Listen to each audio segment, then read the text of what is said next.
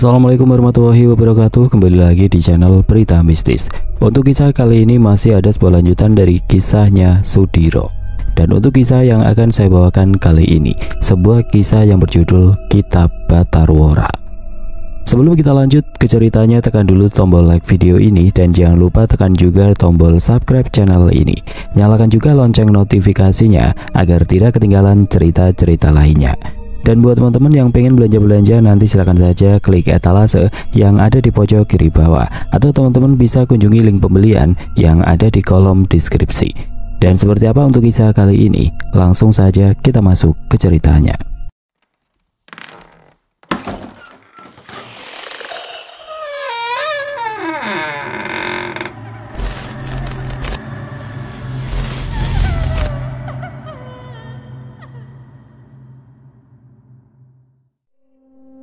Di usianya yang memang masih sangat produktif, Basuki sudah banyak sekali mengalami kegagalan, baik dalam pekerjaannya hingga dia menjalankan usahanya sendiri. Dari mulai bekerja di sebuah perusahaan yang cukup besar, hingga akhirnya dia mendapatkan kesempatan untuk membuka usaha di bidang kontraktor, hingga usaha-usaha yang lainnya. Namun selalu saja menemui jalan buntu. Entah istilah apalagi yang lebih enak untuk didengar, dari mulai bangkrut hingga gulung tikar, dan istilah-istilah lain yang memperhalus sebuah kata gagal. Basuki sendiri awalnya tidak pernah menyangka jika dirinya akan masuk ke dunia hitam yang dalam ilmu agama lebih dikenal dengan kemusyrikan, atau menyekutukan Tuhan yang maha segalanya di alam ini. Basuki juga tidak pernah mengira jika seorang penakut seperti dirinya mampu berkomunikasi langsung dengan makhluk-makhluk tidak kasat mata, yang kebanyakan dari mereka berwujud sangat-sangat menyeramkan. Dan yang selalu membuat Basuki tidak habis pikir adalah keberuntungan selalu berpihak kepada dirinya ketika dia masih bersekutu dengan makhluk-makhluk gaib yang memberikannya kekayaan, kemewahan, dan kemakmuran.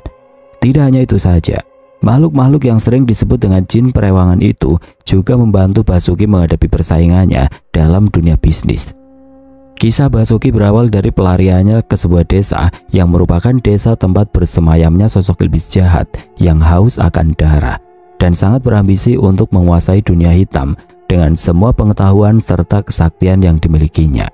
Setelah menyatakan diri bangkrut dari usaha kuliner yang telah digelutinya selama 3 tahun belakangan itu, dan dirinya harus terlilit hutang yang cukup besar hingga menghabiskan beberapa aset berharga yang dimilikinya, akhirnya Basuki pun harus rela berpisah dengan keluarganya demi menghindar dari orang-orang yang dengan kasar dan beringas mendatanginya untuk menagih hutang-hutangnya.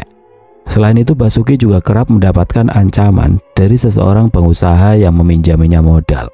Ancaman penculikan hingga pembunuhan itulah yang membuat Basuki memilih pergi ke desa Majawana, tempat di mana dia pernah tinggal dan hidup selama beberapa tahun bersama kakek dan neneknya. Selain ancaman penculikan dan pembunuhan, Basuki pun mengalami serangan-serangan gaib yang ditunjukkan langsung kepadanya. Tapi beruntungnya saat itu, Basuki memiliki jimat yang didapatnya dari orang pintar kepercayaannya. Sebuah rumah tua di ujung desa yang sudah lama tidak dihuni itu akhirnya menjadi tempat di mana Basuki merenung dan meratapi nasib buruknya. Rasa rindu kepada keluarganya pun sungguh terasa sangat menyiksa dikala kesendiriannya itu. Walaupun begitu, Basuki masih sangat beruntung karena di desa itu dia akhirnya mendapatkan seorang teman yang dengan kebaikannya mau menolong Basuki melewati masa-masa sulitnya. Dan atas jasa dari teman barunya yang bernama Tarto itulah, Basuki dapat merubah kehidupannya menjadi orang yang disegani di desa itu. Setelah kedatangan Tarto ke rumah tua di ujung desa yang sudah beberapa hari ditempati oleh Basuki itu, rasa sepi dan kesedihan yang sangat menyayat hatinya pun perlahan menghilang. Sosok lelaki yang usianya sedikit lebih tua dari Basuki itu mampu menghibur dan sekaligus menyadarkannya tentang semua kesalahan yang pernah dilakukannya. Selain membantu Basuki merapikan kembali rumah peninggalan almarhum kakeknya itu, Tarto juga tidak segan-segan memberi makan kepada Basuki, karena Tarto tahu betapa sulitnya kehidupan Basuki kala itu. Entah sebuah keberuntungan yang menghampiri Basuki kala itu atau sebuah petaka baru yang akan merubah kehidupannya, Basuki pun menemukan sebuah buku dengan tulisan aksara Jawa di bagian sampulnya yang terbuat dari kulit hewan. Basuki menemukan itu di sebuah kamar yang diyakini adalah kamar kakeknya sewaktu sang kakek masih hidup dulu. "Mas, ini buku apa ya?" Tanya Basuki sambil membersihkan debu tebal yang memenuhi bagian luar buku itu. Buku catatan hutang mungkin, Bas, balas Tarto dengan tawa renyahnya. Sampean ini loh, masih saja meledek aku, Mas. Timbal Basuki yang dengan seksama terus saja menombolak-balikan sebuah buku yang semakin lama terasa panas di tangannya. Coba, bawa ke sini, Bas, saut Tarto yang berada di luar rumah dan sedang memperbaiki pintu rumah tua tersebut. Wah, ini bukan buku biasa, Bas. Sepertinya ini kitab kuno milik kakek kamu, imbu Tarto yang terus memandangi sampul buku bertuliskan aksara Jawa itu. Kalau begitu, biar aku kembalikan lagi ke tempatnya saja, Mas. Aku takut kualat, balas Basuki yang membuat Tarto menganggukkan kepalanya. Ya wes, disimpan saja yang baik, Bas. Sepertinya itu memang peninggalan kakekmu, tapi mungkin dia tidak sempat memberikannya padamu, ujar Tarto yang kembali melakukan pekerjaannya. Setelah mengembalikan buku yang ditemukannya di sebuah kamar yang terdapat satu lemari kayu usang itu, Basuki pun kembali membantu Tarto memperbaiki pintu rumahnya. Lalu dilanjutkan memperbaiki bagian atap rumah yang sudah lapuk dimakan usia. Setelah ini, kamu ikut ke rumahku, Bas. Kamu mandi dan membersihkan diri di rumahku, lalu kita makan bersama. Hari ini, istriku masak urap daun pepaya dan goreng tempe sama sambal bawang, ujar Tarto yang membuat senyum Basuki mengembang. Iya, Mas, terima kasih. Aku jadi terus merepotkan sampean, balas Basuki yang merasa sungkan dengan kebaikan Tarto dan juga keluarganya. Kita ini masih sama-sama jadi orang susah, Bas. Barangkali suatu saat nanti nasib kita berubah dan kita bisa menjadi orang makmur bersama-sama, ujar Tarto yang membuat Basuki terharu mendengarnya. Sudah beberapa hari belakangan ini Tarto yang datang ke rumah tua tempat Basuki tinggal itu selalu membawakan nasi jagung dengan lauk tempe melanding. Walaupun awalnya tidak menyukai makanan tersebut, tapi akhirnya Basuki pun memakannya karena memang tidak ada lagi yang dapat dimakan selain nasi jagung yang 20 tahun lalu selalu dimakannya ketika dia tinggal bersama kakek dan neneknya di rumah itu. Waktu aku tinggal di sini, kok aku tidak pernah bertemu sampean yo, Mas? Apa aku lupa dengan sampean yo? Tanya Basuki sambil mengingat satu persatu teman sepermainannya. Kamu kan cuma tinggal di sini selama 3 tahun, Bas. Nah, waktu kamu di sini, aku masih ikut Bapak dan Simbo transmigrasi ke Pulau Sumatera, Bas. Jadi ya kita memang tidak pernah ketemu, balas Tarto menjelaskan. Ketika matahari telah berada di ufuk barat, Tarto pun menyudahi pekerjaannya dan minta Basuki untuk ikut pulang ke rumahnya. Tarto tahu jika sudah beberapa hari lamanya Basuki tidak mandi dan tidak mengganti pakaiannya. Hingga Tarto pun merasa iba dengan penampilan Basuki kala itu. Setelah membersihkan diri di rumah Tarto, Basuki pun ikut makan bersama dengan keluarga Tarto. Kesedihan kembali datang menusuk hatinya ketika melihat istri dan anak Tarto duduk di bersebelahan. Kerinduan akan keluarganya pun muncul di hati Basuki, yang tanpa disadarinya air mata pun terjatuh karena rasa sedih yang menyayat hati terasa sangat pilu dan menyesakan dada. Sabar, Bas. Ini semua memang sudah menjadi nasibmu. Ini adalah ujian yang harus kau hadapi agar lebih berhati-hati dalam bertindak dan lebih bersyukur atas apa yang telah kamu dapatkan, ujar Tarto sambil mengusap punggung Basuki. Iya, Mas. Aku hanya sedang merindukan anak dan istriku. Aku merasa sangat bersalah kepada mereka, balas Basuki dengan suara lirih yang menggambarkan sebuah kesedihan yang besar. Sudah, nanti kalau ada rezeki, kita sama-sama pergi ke tempat keluargamu berada. Sekarang kamu nikmati dulu yang ada. Dan kamu harus bangkit, Bas. Kamu harus kembali membangun kehidupanmu, ujar Tarto yang membuat Basuki tenang kala itu. Setelah makan dan puas berbincang-bincang dengan Tarto di serambi rumahnya, Basuki pun meminta izin untuk pulang ke rumahnya. Kala itu malam sangatlah gelap karena belum ada lampu penerangan jalan di desa itu. Ya sudah, kalau kamu mau pulang, ini sudah aku siapkan obor dan lampu sentir untuk di rumahmu. Ini sudah ada minyaknya loh, Bas, ujar Tarto sambil memberikan korek api berwarna kuning biru dan juga lampu sentir yang terbuat dari bekas kaleng susu serta obor panjang dari bambu yang masih tampak baru. Iya, Mas, terima kasih banyak untuk semua yang telah sampean dan keluarga sampean berikan kepada saya.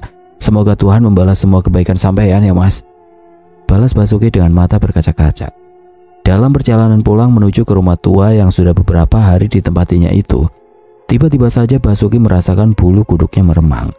Basuki mulai merasakan adanya kelebatan-kelebatan bayangan yang terus mengikuti langkahnya.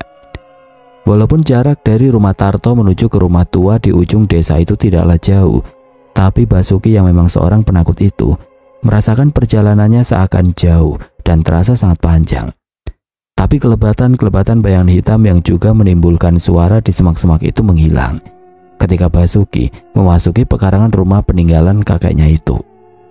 Sesampainya di rumah peninggalan kakeknya itu, Basuki pun langsung menyalakan lampu sentir yang tadi diberikan Tarto untuk menjadi penerangan di rumahnya. Padahal sudah beberapa hari belakangan ini, Basuki tidur berselimutkan gelap dan rumah berdebu serta diterpa kencang hembusan angin karena beberapa bagian dinding rumah yang terbuat dari papan terlihat berlubang di beberapa bagian. Tapi setelah kedatangan Tarto, rumah tua yang menjadi saksi hancurnya kehidupan Basuki kala itu, kini sudah layak untuk dihuni karena sudah diperbaiki. Setelah Basuki berada di dalam rumah yang hanya terdapat 2 kursi kayu dan 1 meja dan 1 dipan bambu yang dijadikannya tempat tidur itu, Basuki pun dibuat terkejut ketika tiba-tiba saja dia melihat buku yang tadi siang ditemukannya di dalam kamar kakeknya itu kini telah berada di meja tempatnya menaruh lampu sentir.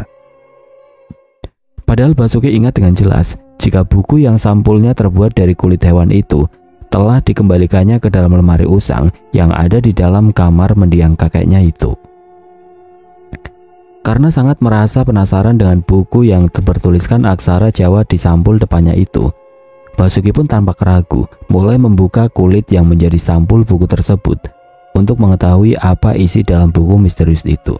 Tapi baru saja Basuki membuka sampul buku yang berada di atas meja kayu, Basuki merasakan ada hempasan energi yang menerpa tubuhnya, seperti hembusan angin tapi memiliki dorongan yang sangat kuat. Serta ada hawa panas dengan seketika membuat tubuhnya berkeringat. Selain itu ada keanehan yang disadari langsung oleh Basuki, tapi tidak dapat dijelaskan dengan kata-kata. Aksara Jawa yang memenuhi lembaran demi lembar dari buku usang itu seolah dapat dibaca dan dimengerti oleh Basuki. Padahal sedikit pun Basuki tidak pernah tahu dan tidak pernah belajar aksara Jawa yang aksaranya terdiri dari Hono Coroko, Doto Sowolo, dan seterusnya. Dalam buku yang dari sampulnya terbaca dengan makna Kaweruh Batoroworo. Basuki terus membaca hampir sepertiga dari isi buku tersebut. Jagat nyoto, keblat papat, jagat gaono. Bisik Basuki dalam hatinya, menerka-nerka makna dari kalimat yang terbaca seperti itu. Tapi belum sempat Basuki menemukan arti dari kata per kata yang tertulis dengan aksara Jawa, namun dapat dengan mudah dibaca olehnya itu. Tiba-tiba saja Basuki merasakan kantuk yang luar biasa. Tidak seperti malam-malam sebelumnya, Basuki yang selalu diselimuti rasa takut dan rasa cemas itu, kini merasa biasa saja dan merasa sangat nyaman berada di dalam rumah tua tersebut. Baru saja Basuki memejamkan kedua matanya, tiba-tiba saja muncul kakek dan neneknya yang tersenyum kepada Basuki sambil perlahan membangunkannya. Seperti mimpi tadi semuanya tampak nyata baginya. Karena Basuki masih ingat dan sadar betul jika dirinya baru saja membaringkan tubuhnya dan mulai memejamkan kedua matanya. "Bangun Le, kakek mau bicara," ujar sang kakek sambil tersenyum dengan wajahnya yang terlihat sangat pucat. "Maaf Mbah, maaf saya yang telah lancang masuk dan menempati rumah ini. Sekali lagi maafkan saya Mbah," ujar Basuki sambil menundukkan kepalanya dan mengangkat kedua tangannya di atas kepala dengan kedua telapaknya saling bertemu. "Dah apa-apa Le, rumah ini adalah rumahmu juga. Dan saat ini kamulah orang yang berhak atas rumah ini dan segala apa yang ada di dalamnya," balas sang kakek sambil terus mengusap punggung Basuki. "Jika kau ingin merubah nasibmu, pelajari buku yang kau temukan di dalam kamar itu. Dan dalam buku itu terdapat banyak hal yang akan membuat hidupmu makmur sejahtera dan disegani lawanmu maupun kawan." Imbu sang kakek yang membuat Basuki terkejut mendengarnya. "Terima kasih Mbah, sekali lagi maafkan aku yang telah mengabaikan Simba ketika Simba berdua masih hidup," balas Basuki yang mulai menangis sedih kala itu. "Tidak apa-apa Le, yang terpenting saat ini kau sudah kembali, dan saat ini juga aku wariskan kitab Batoroworo kepadamu sebagai penerus dari ilmu yang telah lama hilang itu," balas sang kakek yang membuat Basuki tenang. "Aku akan membimbingmu perlahan-lahan. Yang terpenting kau harus menguasai beberapa mantra yang menjadi kunci dari kitab itu."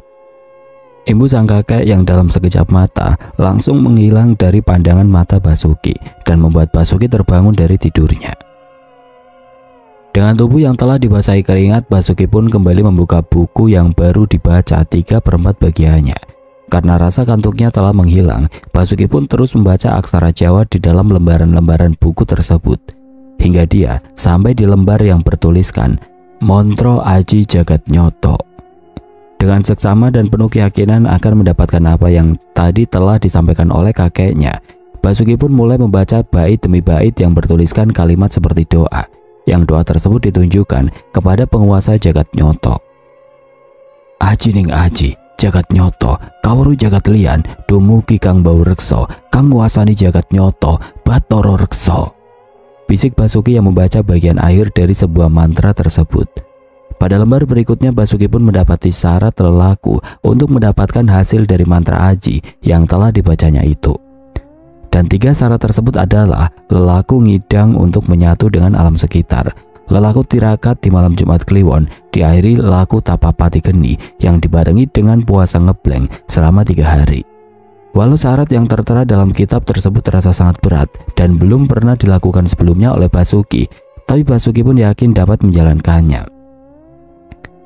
Basuki yang lahir dan besar dalam lingkungan kejawen tidak lagi asing dengan lelakon yang disebutkan dalam kitab tersebut, karena Basuki sering mendengar dari kakeknya sewaktu beliau masih hidup dulu. Jadi untuk ritual-ritual kejawen, Basuki telah banyak mengetahuinya walaupun belum pernah melakukannya sebelumnya. Keesokan harinya Basuki pun menceritakan apa yang telah dialaminya semalam kepada Tarto. Tarto yang juga paham dengan ilmu-ilmu kejawen pun tidak keberatan dengan lelaku yang akan dijalani Basuki.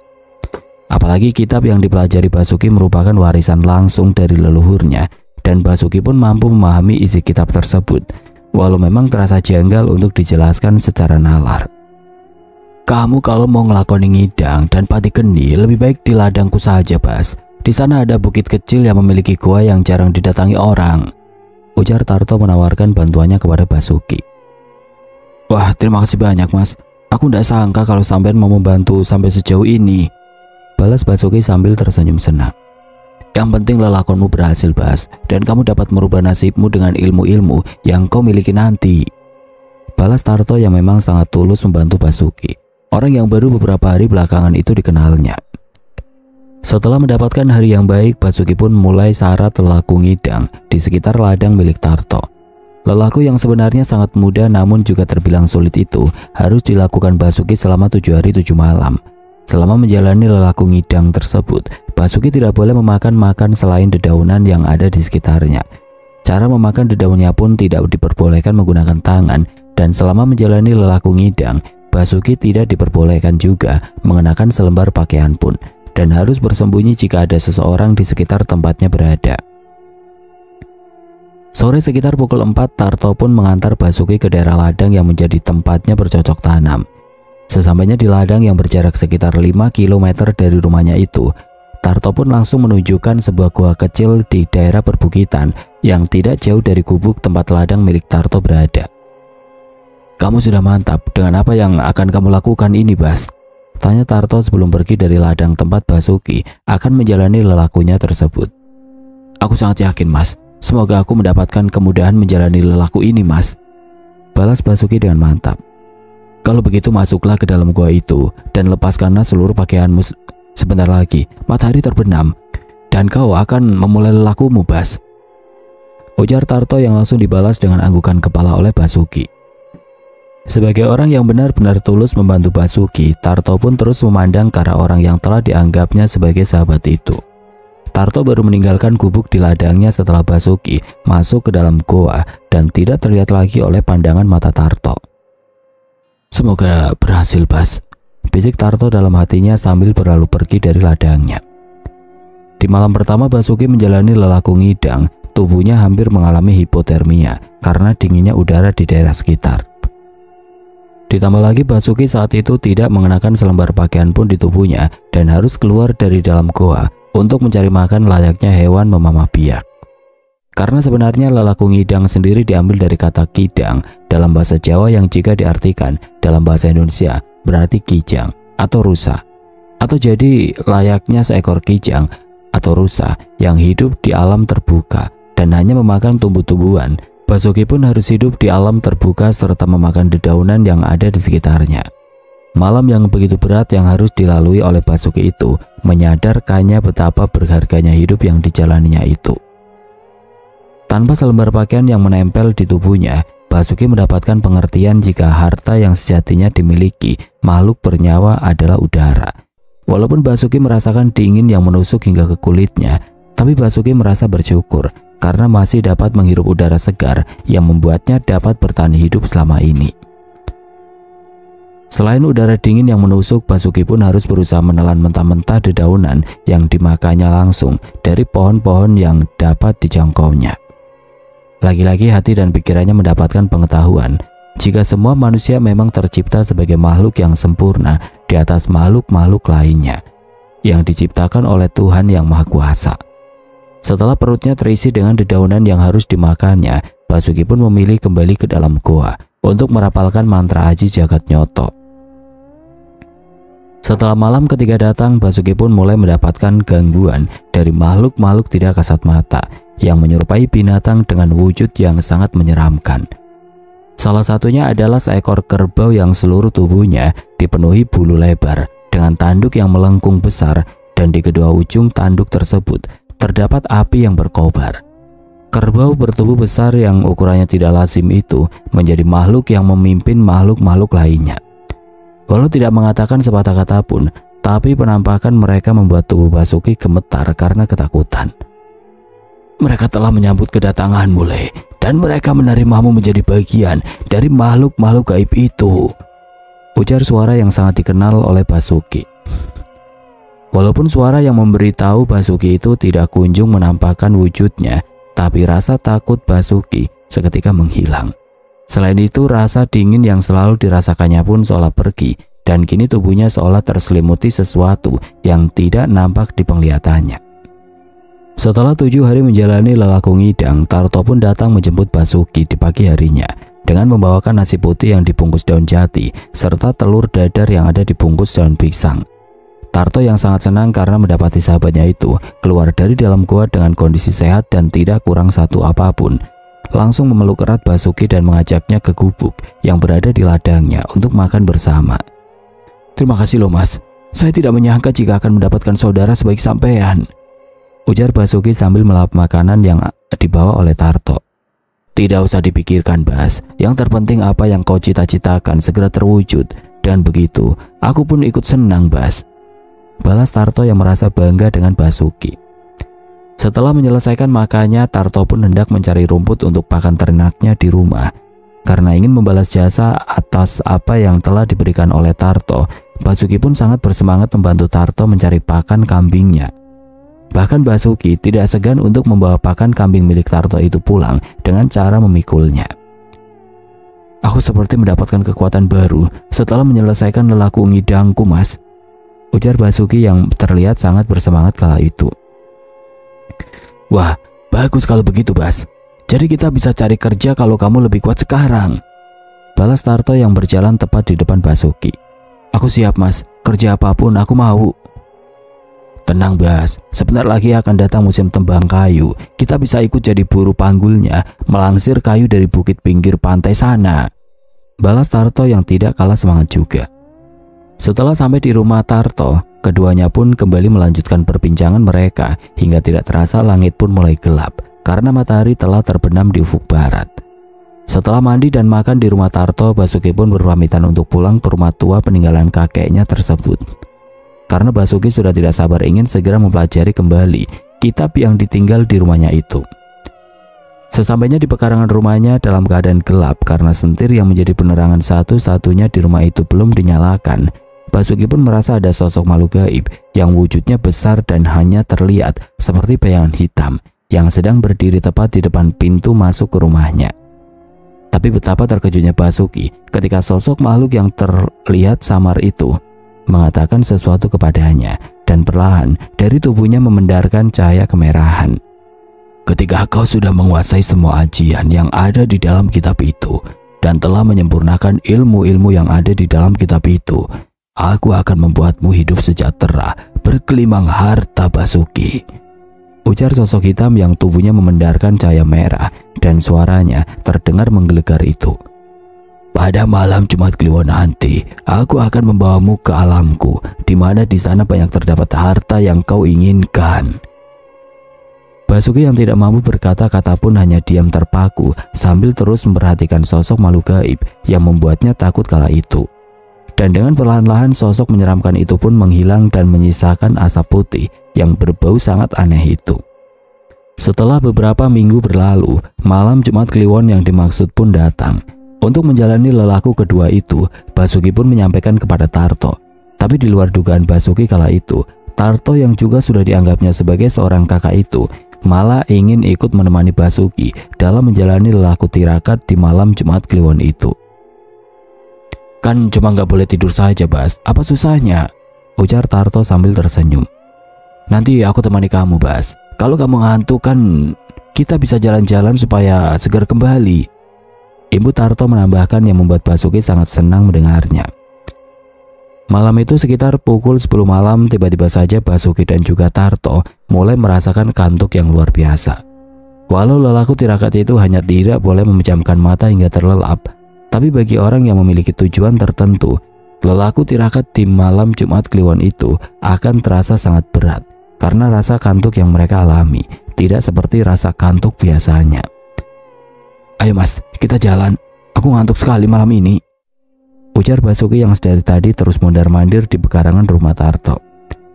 Ayolah, kita ke rumahmu dulu, Bas. Setelah itu kita ke ladang untuk mencari singkong di sana. Balas Tarto yang juga telah bersiap untuk pergi. Sesampainya di rumah Basuki yang semakin terlihat bersih dan rapi itu, Tarto merasa suasana sangat sejuk dan sangat nyaman sekali. Hingga tidak membutuhkan waktu lama, Tarto pun tertidur sambil duduk di teras depan rumah Basuki dengan hanya beralaskan tikar pandan yang belum lama dibelinya. Walah, kok sampean malah tidur, Thomas? Piye iki? Ujar Basuki sambil terus membangunkan Tarto. Bangun Mas, jangan tidur dulu lah. Ibu Basuki yang mulai kesal karena Tarto terlihat semakin pulas. Ketika Tarto benar-benar tertidur lelap, tiba-tiba saja Basuki merasakan adanya sosok makhluk gaib yang kembali mendatanginya. Hal itu ditandai dengan hembusan angin kencang yang membuat bulu kuduknya meremang dan juga kabut tebal yang tiba-tiba muncul menutupi sekitar pekarangan rumahnya. Tapi makhluk gaib yang memang sudah ditunggunya itu tidak kunjung muncul hingga kabut tebal semakin membuat pandangan Basuki menjadi buram. Setelah sekelilingnya tertutup kabut tebal, Basuki pun merasa tiba-tiba saja suasana menjadi terasa sangat hening. Suara binatang malam yang sebelumnya saling bersaut-sautan menghiasi malam, seketika itu juga tidak lagi terdengar. Sunyi sepi dan Basuki pun mulai merasa pusing, hingga akhirnya suasana tempatnya berdiri pun seketika itu juga berubah menjadi sebuah tempat yang sangat indah dengan udara sejuk dan suara burung pun terdengar merdu bersaut-sautan. Tapi yang membuat Basuki sangat terkejut adalah banyaknya emas permata yang berkilauan di tempatnya berada. Selain banyaknya emas yang menyilaukan pandangan matanya, Basuki pun melihat banyak wanita cantik yang kecantikannya belum pernah dilihat Basuki sebelumnya. Dengan wajah terpukau dan sangat keheranan, Basuki pun terus saja menggelengkan kepalanya seolah-olah tidak percaya dengan apa yang dilihatnya saat itu. Dan belum hilang rasa kagumnya, tiba-tiba saja muncul seorang lelaki parubaya dengan tubuh tegap dan kumis tebal yang menghiasi wajahnya dan membuat lelaki itu terlihat sangat gagah. Selamat datang di istanaku Basuki. Perkenalkan, aku adalah Batara Lingga, pemilik kitab Kawru Batara Wora yang sudah kau pelajari itu. Bagaimana Basuki? Apakah kau berhasrat untuk menjadi seseorang yang kaya raya, hidup mewah, dihormati dan disegani kawan maupun lawan? Ujar sosok lelaki parubaya yang mengaku bernama Batara Lingga itu. Apakah semua itu mungkin terjadi, Tuan? Apakah mungkin aku akan mendapatkan kekayaan yang melimpah? Tanya Basuki yang merasa tidak yakin dengan pertanyaan dari sosok Batara Lingga. Jangankan harta yang melimpah Basuki, kesaktian tinggi pun akan kau dapatkan setelah kau menguasai kitab Batara Wora itu dan menjalankan apa yang kau minta. Ujar sosok lelaki parubaya yang terlihat sangat gagah itu. Baik Tuan, Aku akan menjalankan apa yang kau perintahkan, balas Basuki dengan penuh keyakinan. Kalau begitu selesaikanlah semua lelaku yang tertulis dalam kitab itu, dan aku akan kembali menemuimu di sini untuk memberikan apa yang kau inginkan. Pungkas sosok Batara Lingga mengakhiri percakapan mereka. Entah apa yang terjadi dengan tempatnya berada. Tiba-tiba saja Basuki merasakan tempatnya berdiri terasa bergetar seperti sedang terjadi gempa. Dan perlahan-lahan pandangan mata Basuki pun buram hingga akhirnya dia tersadar setelah Tarto beberapa kali menggoyang-goyangkan tubuhnya. "Bas, kamu tidur, Bas?" seru Tarto sambil terus membangunkan Basuki yang dipikir sedang tertidur pulas di pekarangan rumahnya. "Loh Mas, kenapa Mas?" seru Basuki yang langsung berdiri dari duduknya. "Kenapa? Kamu kok tidur, Bas? Walah, kamu harus mengulang lagi di malam Jumat Kliwon nanti," balas Tarto yang sangat menyayangkan apa yang terjadi dengan Basuki kala itu. "Loh, sudah pagi ya Mas, tapi aku udah tidur kok Mas. Aku tadi bertemu dengan Batara Lingga Mas," ujar Basuki yang membuat Tarto terdiam penuh tanda tanya. "Tenang saja Mas, aku sudah bertemu dengan pemilik kitab Batara Wara itu. Saat ini aku tinggal melengkapi lelaku Pati Geni sekaligus ngebleng Mas," imbu Basuki yang mencoba meyakinkan Tarto. "Syukurlah kalau begitu. Kapan kau akan memulai lelaku Pati Geni itu, Bas?" tanya Tarto penuh semangat. "Secepatnya Mas, aku sudah tidak sabar mendapatkan hasilnya." "Kalau begitu, tempat yang aman adalah rumahmu sendiri, Bas. Aku akan membantu menyiapkan semuanya dan akan berjaga di sekitar rumahmu," ujar Tarto yang membuat Basuki merasa sangat bahagia karena selalu mendapatkan dukungan dari sahabatnya itu. Hari yang dinanti-nanti oleh Basuki dan juga Tarto pun tiba setelah keduanya dapat memperbaiki dan menutup rapat bagian ruangan dari rumah tua yang saat itu menjadi rumah Basuki dengan papan-papan kayu. Akhirnya Basuki pun dapat melakukan lelaku Pati Geni dan ngebleng selama 3 hari 3 malam. Lelaku Pati Geni adalah sebuah tapa berata atau menyepi di sebuah tempat gelap dan jauh dari keramaian. Dan lelaku ngebleng adalah lelaku puasa tidak makan dan tidak minum, serta tidak juga tidur dalam waktu yang telah ditentukan. Kedua lelaku itu jika digabungkan akan terasa sangat berat, karena selain berada dalam tempat sepi seorang diri, orang yang melakukan lelaku itu juga harus menahan lapar dan dahaga, juga menahan rasa kantuknya. Tapi walaupun begitu, Basuki yang sudah berhasil menjalani lelaku ngidang dan juga tirakat di malam Jumat Kliwon itu, merasa sangat yakin jika dirinya akan berhasil melakukannya. Lelaku Pati Geni dan juga ngebleng yang dimulai ketika matahari akan tenggelam di ufuk barat itu sudah dilakukan Basuki dengan ditandai oleh kepergian Tarto dari rumahnya. Namun walaupun begitu, Tarto tetap mengawasi rumah Basuki dari kejauhan karena dikhawatirkan akan ada orang yang datang ke rumah tua tersebut. Malam pertama pun berlalu dengan rasa lapar dan dahaga serta rasa kantuk yang sangat berat. Tapi setelah rasa lapar, haus dan kantuk pergi, barulah ujian sebenarnya mendatangi Basuki. Kala itu Basuki mendengar suara langkah kaki dari seekor cicak yang berada tidak jauh dari tempatnya duduk bersila. Tapi anehnya, bagaimana mungkin langkah dari hewan kecil itu dapat terdengar jelas di telinganya? Hingga akhirnya Basuki yang merasa sangat penasaran pun membuka kedua matanya dan tepat di depan wajahnya telah berdiri seekor cicak yang besar tubuhnya melebihi besar tubuh Basuki sendiri. Bola mata dari seekor cicak itu pun terlihat sangat bulat sambil sesekali lidahnya menjulur dan menyentuh wajah dari Basuki. Seketika itu juga Basuki yang sudah sangat ketakutan pun mulai merapalkan mantra aji untuk mengusir sosok makhluk jadi-jadian yang mencoba menggagalkan lelaku Pati Geninya. Setelah selesai merapalkan mantra aji jagat nyoto, Basuki pun mulai mendapatkan keberaniannya sehingga cicak yang tubuhnya sangat besar itu perlahan-lahan menjauh dari hadapan Basuki dan menghilang tanpa meninggalkan jejak apapun. Tidak lama kemudian datang seekor ular hitam yang sangat besar dan dengan cepat melilit tubuh Basuki dengan kencang hingga nafasnya sesak dan tubuhnya terasa sakit oleh lilitan ular hitam tersebut. Basuki pun tidak tahu bagaimana cara untuk mengusir ular hitam besar yang semakin lama semakin kencang melilit tubuhnya. Hingga akhirnya Basuki pun tidak mampu bernafas lagi dan Basuki pun kehilangan kesadarannya. Entah apa yang terjadi dengan dirinya saat itu, Basuki mendapatkan kembali kesadarannya dan dia kembali berada di sebuah tempat yang tampak seperti sebuah istana. Selamat datang muridku. Akhirnya penerus ajian Batara Wora terlahir kembali. Setelah sekian lama aku menunggu, ujar seorang lelaki parubaya yang sebelumnya pernah ditemui oleh Basuki. Terima kasih Tuhan, balas Basuki dengan penuh keyakinan sambil menganggukkan kepalanya. Tunggu satu syarat lagi Basuki, dan aku akan memberikanmu kekayaan serta kesaktian yang akan membuatmu menjadi orang yang disegani, ujar sosok lelaki parubaya yang duduk di atas singgasananya itu. Apapun itu, aku akan menyanggupinya Tuan, balas Basuki penuh keyakinan. Selesaikan laku pati geni dan ngeblengmu. Setelah itu, aku minta nyawa dari orang yang sangat kau sayangi saat ini, balas sosok lelaki parubaya itu dengan tegas. Tapi begitu mendengar kalimat terakhir yang diucapkan oleh sosok lelaki parubaya bernama Batara Lingga itu, sontak Basuki pun terdiam 1000 bahasa, seolah menerka-nerka siapakah orang yang dimaksud oleh sosok tersebut. Bagaimana Basuki? Apakah kau keberatan dengan permintaanku itu? Ujar Batara Lingga dengan suaranya yang terdengar menggelegar. Katakan, siapakah orang itu Tuhan, agar tidak ada lagi keraguan dalam hatiku, balas Basuki dengan tatapan tajamnya. Orang yang sangat berharga bagimu dan sudah kau anggap sebagai saudaramu itu Basuki.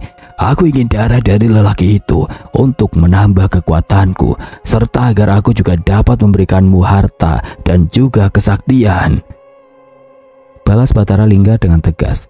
Baiklah Tuhan, apapun itu akan aku lakukan, balas Basuki tanpa sedikit pun keraguan. Sekarang kembalilah dan ambillah pusaka dari ular betina yang sedang melilitmu itu. Kalahkan dia dan dapatkan kesaktiannya, pungkas sosok Batara Lingga yang langsung menghilang dari hadapan Basuki. Tidak ingin menunggu lagi, Basuki pun mulai memejamkan kedua matanya dan mulai merapalkan mantra Aji Jagat Nyoto untuk kembali ke raganya. Dan bersamaan dengan kesadarannya yang kembali, Basuki pun langsung meraih batang leher dari ular hitam yang melilit seluruh tubuhnya dan mencengkramnya dengan erat. Sambil kembali membacakan mantra Aji Jagat Nyoto, Basuki pun mengerahkan seluruh kekuatannya hingga perlahan-lahan sosok ular hitam tersebut pun melemah dan berubah menjadi bilah keris kecil dengan luk 5 yang memiliki pamor naga pasutra. Seolah yakin jika lelaku pati geni dan lelaku ngeblengnya telah selesai, Basuki pun segera keluar dari dalam kamar yang digunakannya menjalankan lelaku tersebut. Dan benar saja, saat itu walau hari masih gelap, tapi Basuki yakin jika lelakunya telah berhasil dilaksanakannya.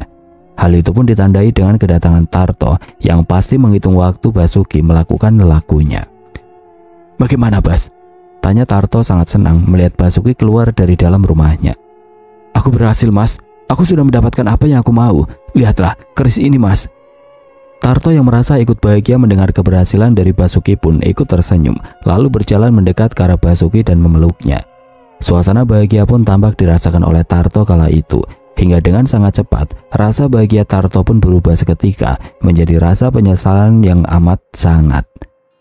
Ketika dengan biadabnya Basuki menikam tubuh Tarto dengan bilah keris yang digenggamnya. Maafkan aku Mas, aku sangat menyayangimu dan telah menganggapmu sebagai saudara kandungku.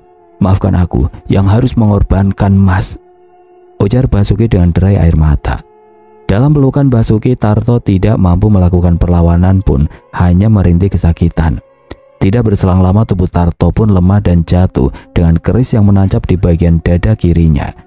Tangis haru pun tumpah saat itu. Walaupun sangat menyayangi Tarto, tapi Basuki harus mengorbankannya demi ambisi sesatnya. Dengan sisa-sisa nafasnya, Tarto pun menunjuk ke arah Basuki dengan tatapan penuh kebencian. Dan tidak lama kemudian, Tarto pun meninggal dunia di tangan orang yang telah ditolongnya dan telah dianggapnya sebagai adik kandungnya itu. Setelah memastikan jika Tarto benar-benar tewas, Basuki pun menyeret tubuh sahabatnya itu ke dalam kamar tempatnya melakukan lelaku pati geni. Dan untuk memastikan semuanya aman tanpa ada seorang pun yang mengetahui kematian Tarto, Basuki pun mulai menggali tanah dengan semua peralatan yang ada di rumahnya. Terima kasih Basuki, kau memang benar-benar pewaris ilmu Batara Wora, ujar sosok Batara Lingga yang tiba-tiba muncul di hadapannya. Tapi sosok Batara Lingga yang dilihat Basuki di alam gaib pun jauh berbeda dengan yang kini berdiri di hadapannya. Sosok lelaki bertubuh tegap dengan kumis tebal yang membuatnya terlihat gagah itu kini terlihat kurus dengan tubuhnya yang bungkuk dan memegang tongkat kayu dengan ukiran kepala naga di ujung tongkatnya. "Apakah Tuan ini benar-benar Batara Lingga?" tanya Basuki yang merasa sangat penasaran. "Benar Basuki, akulah Batara Lingga, penguasa ilmu Batara Wora," jawab sosok wanita tua yang tubuh bungkuknya berdiri dengan ditopang tongkat tersebut. "Lalu kenapa wujud Tuan sangat berbeda?" tanya Basuki yang semakin penasaran. "Tubuhku sangatlah lemah di dunia nyata. Itulah sebabnya aku membutuhkan darah dari orang-orang yang hatinya tersakiti," balas Batara Lingga menjelaskan. "Sekarang berikan keris pusaka itu. Aku sudah tidak sabar untuk menikmati darah dari orang yang tersakiti itu." "Kurang ajar," gumam Basuki yang langsung melesat ke arah tubuh renta Batara Lingga dan bermaksud untuk menyerangnya. "Dasar manusia bodoh," balas Batara Lingga yang langsung mengarahkan tongkatnya ke arah tubuh Basuki. Entah kekuatan apa yang dimiliki sosok lelaki tua yang tubuhnya terlihat lemah itu. Dengan hanya mengarahkan tongkatnya ke arah tubuh Basuki dengan kesaktiannya, lelaki tua itu dapat membuat Basuki terjatuh dan mengerang kesakitan. "Jangan kau pikir aku lemah Basuki. Walaupun tubuhku terlihat seperti orang tua yang tidak berdaya, tapi kesaktianku sangatlah tinggi. Dan apa yang kau miliki saat ini belum ada apa-apanya dibanding dengan kekuatan serta kesaktianku," ujar Batara Lingga yang langsung menghentakkan tongkat yang digenggamnya erat itu ke tanah. "Sekarang serahkan keris pusaka itu dan kuburkan manusia malang itu, dan cepatlah pergi dari rumah ini karena keluargamu sudah sangat membutuhkan kehadiranmu," pungkas Batara Lingga yang langsung mengambil keris yang masih berlumuran darah segar milik Tarto itu. Setelah dapat menguburkan jasad Tarto di dalam kamar yang sudah tertutup rapat dari bagian luarnya itu, Basuki pun membereskan semua barang-barangnya dan bersiap pergi dari rumah tua yang menjadi kuburan dari jasad Tarto tersebut. Setelah meninggalkan desa Majawana, Basuki yang kini telah menguasai ilmu jagat nyoto pun kembali ke sebuah kota tempat di mana keluarganya berada. Berbekal dengan ilmu yang telah dimilikinya itu, tanpa sedikit pun keraguan dan rasa takut terhadap orang-orang yang masih mencarinya dan ingin mencelakainya itu, Basuki kembali ke tengah-tengah keluarganya di sebuah rumah kecil yang masa sewanya hampir habis itu. Sebagai manusia biasa, tentunya Basuki merasa sangat bahagia dapat kembali bersatu dengan keluarganya. Tapi di sisi lain, Basuki pun merasa sedih dan merasa sangat bersalah dengan apa yang telah dilakukannya kepada Tarto. Bayangan wajah Tarto serta istri dan kedua anaknya pun terus melekat dalam benak Basuki kala itu. Tapi sebisa mungkin Basuki menepisnya dan lebih memikirkan cara untuk melunasi semua hutang-hutangnya dan dapat terbebas dari ancaman orang-orang yang memang merasa dirugikan oleh Basuki kala itu. Walaupun sudah memiliki ilmu jagat nyoto atau mata batin yang sudah terbuka sempurna hingga dapat melihat sosok-sosok makhluk tidak kasat mata serta tempat sosok tersebut bermukim, tapi Basuki belum mahir dalam menggunakannya. Hingga akhirnya pada suatu malam, Basuki kembali dibawa ke alam lain oleh Batara Lingga yang mengaku pemilik kitab Batara Wora yang telah dipelajari oleh Basuki. Di alam gaib tempat Batara Lingga berada, Basuki kembali mendapatkan apa yang telah dijanjikan oleh iblis jahat tersebut, yang kembali meminta tumbal nyawa manusia. "Di dunia kami, logam mulia ini sangat berharga, sama seperti di dunia kalian. Jika kau ingin merubah hidupmu dengan cepat, bawa aku kepada seseorang yang kau hendaki, dan orang itu akan aku jadikan tumbalku. Lalu kau akan mendapatkan logam mulia ini Basuki," ujar Batara Lingga kepada Basuki sambil menunjukkan sebuah emas batangan yang terlihat berkilauan itu. "Apakah tidak ada cara lain Tuan selain nyawa seorang manusia?" tanya Basuki yang sebenarnya sudah merasa tergiur dengan kilauan emas di hadapannya itu. "Aku tidak meminta keluargamu atau orang yang kau sayangi. Kau bebas memilih orang itu, bahkan walau musuhmu sekalipun Basuki," balas Batara Lingga menjelaskan. "Baiklah Tuan, kalau begitu secepatnya aku akan memberi apa yang engkau mau." "Gunakan ajian jagat padang dan jagat gaono untuk membawaku masuk ke dalam tubuh orang yang kau kehendaki itu Basuki. Bacakan ramalan mantra yang ada dalam kitab Batara Wora itu," pungkas Batara Lingga yang langsung pergi dari hadapan Basuki. Keesokan harinya, Basuki yang memang sudah merencanakan tujuan untuk pergi ke rumah seseorang yang memang telah lama memusuhinya. kedatangan 3 orang tamu yang diminta oleh teman dari Basuki untuk menagih utang-utangnya.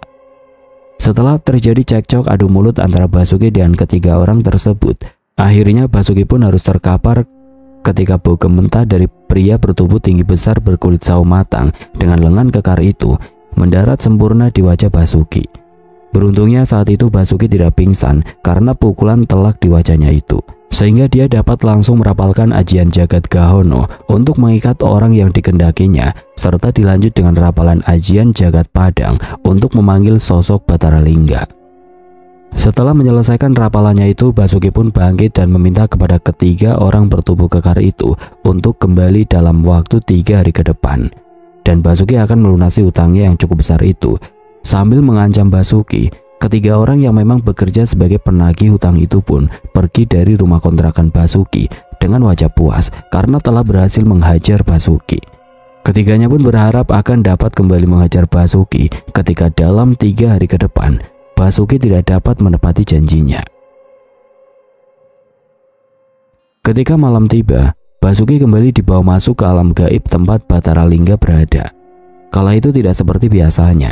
Kala itu Basuki disambut sebagai seorang tamu agung oleh Batara Lingga dan 2 orang perempuan cantik yang berdiri di samping kanan dan kirinya. Setelah mengucapkan terima kasih kepada Basuki, Batara Lingga pun langsung memberikan sebatang emas murni yang terasa cukup berat di genggamannya. Walau merasa ada hal yang aneh dengan Batara Lingga yang terlihat semakin muda dan tubuhnya semakin tegap berotot itu, tapi Basuki enggan untuk memikirkannya. Karena baginya, yang terpenting adalah bagaimana caranya mendapatkan uang dalam waktu singkat untuk mencukupi semua kebutuhannya. Keesokan paginya Basuki pun sangat terkejut ketika merasa ada sesuatu yang mengganjal di bagian kepalanya. Dan seketika itu juga, Basuki langsung terbangun ketika teringat akan emas batangan yang telah diberikan Batara Lingga kepadanya malam tadi. Ternyata dia tidak berbohong, dan ternyata dia memang benar-benar memberikan apa yang dijanjikannya. Gumam Basuki dalam hatinya yang mulai mempercayai sosok makhluk gaib yang bernama Batara Lingga itu. Setelah memegang emas batangan murni di tangannya, Basuki pun mulai merencanakan untuk menjual benda yang sangat berharga itu. Awalnya Basuki enggan untuk memberitahu istrinya tentang apa yang sudah didapatnya saat itu. Tapi setelah memikirkan hal itu matang-matang, Basuki pun akhirnya mengatakan apa yang telah terjadi ketika dia berada di desa Majawana. Walaupun menceritakan tentang apa yang telah dilakukannya untuk mendapatkan ilmu-ilmu dari kitab Batara Wara itu, tapi Basuki tidak menceritakan tentang Tarto yang harus tewas di tangannya demi menyempurnakan ilmu Jagat Nyoto yang kini telah dimilikinya. Lalu bagaimana caranya kita menjual emas batangan itu, Pak? Tanya Wardia, istri dari Basuki. Baiklah, kita potong menjadi beberapa bagian kecil dulu, Bu. Baru kita bawa ke toko emas yang ada di pasar. Balas Basuki yang sudah memikirkan semua itu. Singkat cerita, Basuki dan istrinya pun telah mendapatkan uang banyak dari hasilnya menjual emas batangan yang diberikan oleh Batara Lingga. Hingga suatu ketika datanglah 2 orang bertubuh kekar yang beberapa hari lalu datang ke rumah kontrakan untuk menagih utang-utangnya. Tumben hanya berdua saja, Mas. Kemarin Masnya datang bertiga ya? Tanya Basuki sambil menghitung uang pecahan 50 ribuan yang bergambar pemimpin negeri ini kala itu. Teman saya sakit parah, Bang. Tolong maafin dia ya, Bang. Kemarin dia ada pukul abang soalnya. Ujar salah satu dari pria bertubuh tegap dan berkulit tegap itu. Ya Mas, gak apa-apa. Saya sudah maafkannya. Ini tolong dihitung lagi uangnya. Tapi sebelumnya, saya minta bukti pembayarannya dulu. Balas Basuki sambil menggeser tumpukan uang di atas meja tempatnya berada. Setelah dapat menutup semua utang-utangnya, Basuki pun mulai membuka sebuah usaha baru. Dia pun memilih usaha dalam bidang properti karena selain memiliki pengalaman dalam bidang tersebut, tentunya Basuki pun harus memberikan tumbal nyawa seseorang dari orang yang tidak dikenalnya kepada Batara Lingga yang membantunya mendapatkan kekayaan dalam waktu singkat. Apa yang telah direncanakan Basuki pun berjalan baik. Dengan sisa uang dari hasil penjualan emas batangan pemberian Batara Lingga itu, Basuki pun membeli sebuah rumah kecil, lalu diperbaikinya sebelum kembali dijualnya. Walau hanya dijadikan sebagai sarana untuk mendapatkan tumbal-tumbal dari nyawa seseorang, tapi Basuki tampak bersungguh-sungguh dalam menjalankan bisnisnya. Bagaimana tidak, Basuki yang membeli rumah seharga 150 juta lalu memperbaiki semua kerusakan yang ada di dalam rumah itu, lalu menjualnya dengan harga jauh di bawah dasar dia membeli rumah tersebut. Hal itu memang sengaja dilakukan agar Basuki dapat dengan mudah mendapatkan tumbal dengan menempatkan beberapa makhluk gaib yang menjadi bawahan Batara Lingga di rumah itu. Sungguh sebuah cara yang sangat cerdas dan juga keji tentunya. Korban pertama dari jerat tumbal yang dipasang Basuki di sebuah rumah yang terlihat tampak bagus dan asri itu mulai didapatkannya. Walau secara matematis Basuki mendapatkan kerugian yang cukup besar, tapi sebenarnya dia sudah mendapatkan keuntungan berlipat ganda dari emas batangan yang kembali diberikan oleh Batara Lingga. Pasangan suami istri yang baru saja menikah dan sedang merasakan kebahagiaan mereka akhirnya menjadi korban kebiadaban Basuki. Setelah membeli rumah yang sebelumnya dibeli oleh Basuki dan diperbaikinya, harga rumah yang tergolong sangat murah dan sudah diperbaiki semua kerusakannya itu memancing banyak orang untuk membelinya, dan salah satunya adalah pasangan pengantin baru tersebut. Setelah sang suami terlebih dahulu meninggal tanpa sebab yang jelas, setelah 1 minggu menempati rumah itu, kemudian menyusul sang istri yang jatuh sakit karena terus memikirkan suaminya yang telah pergi mendahuluinya. Kejadian itu pun tentunya sangat menguntungkan Basuki, yang mana dia kembali mendapatkan emas batangan dari 2 orang yang telah dijadikannya tumbal tersebut. Beberapa tahun menjalankan bisnis kejinya itu, Basuki pun akhirnya harus menghadapi sebuah masalah besar ketika ada seseorang yang sudah diincarnya dengan modus pembelian rumah miliknya itu, mendapatkan bantuan dari seorang dukun sakti.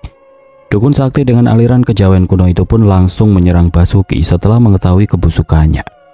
Semua berawal dari transaksi jual beli rumah 2 lantai dan memiliki halaman depan serta halaman belakang yang cukup luas di sebuah komplek perumahan. Kala itu orang yang membeli rumah milik Basuki pun membawa seseorang dengan penampilan khas orang Jawa. Lelaki parubaya yang mengenakan blangkon khas daerah istimewa Yogyakarta itu ternyata bukanlah orang biasa. Dan karena berurusan dengan lelaki parubaya tersebut, Basuki pun mengalami kejadian yang tidak pernah disangka-sangka sebelumnya. Seperti biasanya, setelah menandatangani surat-surat jual beli rumah dan surat-surat penting lainnya, Basuki pun menyerahkan semua kunci rumah yang telah dibeli oleh seseorang tersebut. Dan di saat itulah Basuki merapalkan ajian Jagat Gahono ketika dia berjabat tangan dengan orang yang sedang diincarnya. Setelah menyelesaikan semuanya, Basuki pun kembali pulang ke rumahnya yang kini terlihat lebih besar dan lebih mewah tentunya. Bagi Basuki saat ini uang bukanlah hal sulit baginya, karena dengan bisnis yang dilakukannya saat ini, Basuki mampu menghasilkan uang banyak yang tidak lain berasal dari sosok makhluk gaib bernama Batara Lingga. Di rumah besar nan mewah milik keluarga Basuki itu, terdapat 1 kamar khusus yang memang digunakannya untuk melakukan serangkaian ritual khusus. Setelah mendapatkan calon tumbalnya, Basuki pun pasti selalu menyepi di dalam kamar tersebut hingga dia memperoleh apa yang diinginkannya. Hari itu belum lama Basuki duduk bersila di depan sesajen yang ada di dalam kamar itu. Tiba-tiba saja Basuki mendengar suara dentuman yang sangat kencang. Tapi walau begitu, Basuki tidak dapat menyudahi ritual yang sedang dilakukannya, karena hal itu akan berbahaya bagi dirinya sendiri. Karena perasaannya semakin tidak karuan, dan entah mengapa dirinya terus saja memikirkan istri dan anak-anaknya yang hari itu sedang pergi diantar oleh sopir pribadinya. Mau tidak mau, Basuki pun menghentikan ritualnya dan mencoba mencari tahu keberadaan keluarganya. Tepat bersamaan dengan terbukanya kamar yang dijadikan tempat ritual itu, Basuki pun mendengar suara telepon rumahnya berdering. Tanpa pikir panjang lagi, Basuki pun langsung berlari ke sebuah meja di mana tempat pesawat telepon rumahnya itu berada. Dan beberapa detik setelah mengangkat gagang telepon tersebut, Basuki pun dibuat tercengang dengan kabar dari sebuah rumah sakit yang mengabarkan jika istri dan anaknya sedang dalam perawatan di sana. Menurut seorang perawat dari pihak rumah sakit yang menghubungi Basuki, mobil miliknya itu terlibat kecelakaan yang merenggut nyawa dari sopir pribadinya yang bernama Pak Bari. Sementara itu anak dan istrinya masih dalam perawatan intensif pihak rumah sakit karena mengalami luka yang cukup parah. Bersamaan dengan itu, ketika Basuki hendak pergi ke rumah sakit yang telah menghubunginya, tiba-tiba saja datang sosok makhluk gaib berkepala kambing dengan 2 tanduk yang melingkar serta memiliki tubuh yang sangat kekar. Pertarungan tidak seimbang pun terjadi di dalam rumah milik Basuki. Pukulan dan tendangan serta cakaran dari makhluk gaib yang sangat menyeramkan itu pun akhirnya membuat Basuki jatuh terkapar.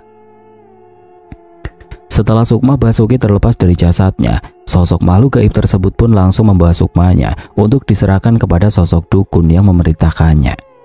Tapi belum sempat sukma Basuki pergi dari dalam rumahnya, Batara Lingga pun muncul untuk menyelamatkan Basuki.